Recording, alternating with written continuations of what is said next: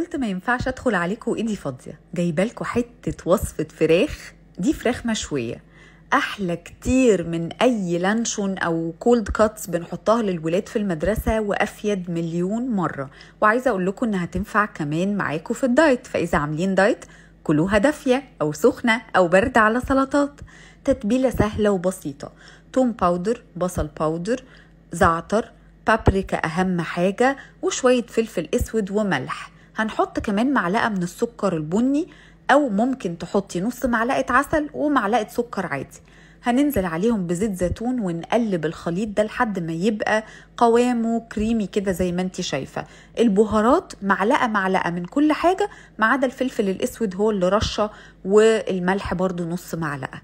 هنقلب كويس قوي. واهم حاجه بقى جايه دلوقتي، ركزي معايا. تمام؟ كيس حراري. هندخل الفراخ دي في كيس حراري، دي اهم حاجة عندي عشان تطلع طرية من بره ومن جوه، ما تبقاش ناشفة من بره، وكمان هيطلع لونها خطير وهتستوي بسرعة وهتفضل جوسي. بصي زي ما انت شايفة كده. بتبل جوه الكيس، يعني بنزل على طول بالخلطة جوه الكيس، والموضوع ما بياخدش مني وقت تماما. هقفل الكيس دلوقتي وهبتدي بقى اتبل كده بايدي عشان ما نوسخش ايدينا برضو.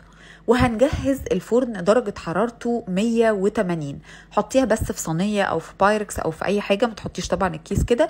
ممكن تخرمي الكيس او لا على حسب النوع، بس كده كده خرميه علشان ان كيس الكيس ما يبقاش كويس، فاديله كده ايه ابرتين كده او دبوسين. هندخل الفراخ في الفرن لمدة 45 دقيقة. بصي هتطلع ملهلبة، لونها فظيع. اهم حاجة عندي ان انتي لما تيجي تقطعيها، لو هتاكليها باردة علشان تديكي الشكل اللي انت شفتيه في اول الفيديو، لازم تكون سقعت تماما في التلاجة، وتتقطع بقى زي عرق اللحمة كده رفيع خالص. طبعا مش قادرة اقولك بتعمل كمية سندوتشات قد ايه، وقد ايه صحية ولذيذة ولطيفة جدا مع الولاد. ممكن اضافة جبنة للساندوتش، تحطيها على بيتزا، تعملي منها فاهيتا. هي بصي كنز لو موجودة عندك. بصي من جوه بتبقى عاملة ازاي، قد ايه ناعمة وقد ايه لونها حلو. بشيلها كده في علبة ازاز وبدخلها التلاجة متغطية بكيس، وناخد بالنا برضو واحنا بنستخدمها دايما سكينة نظيفة، ايدينا نظيفة.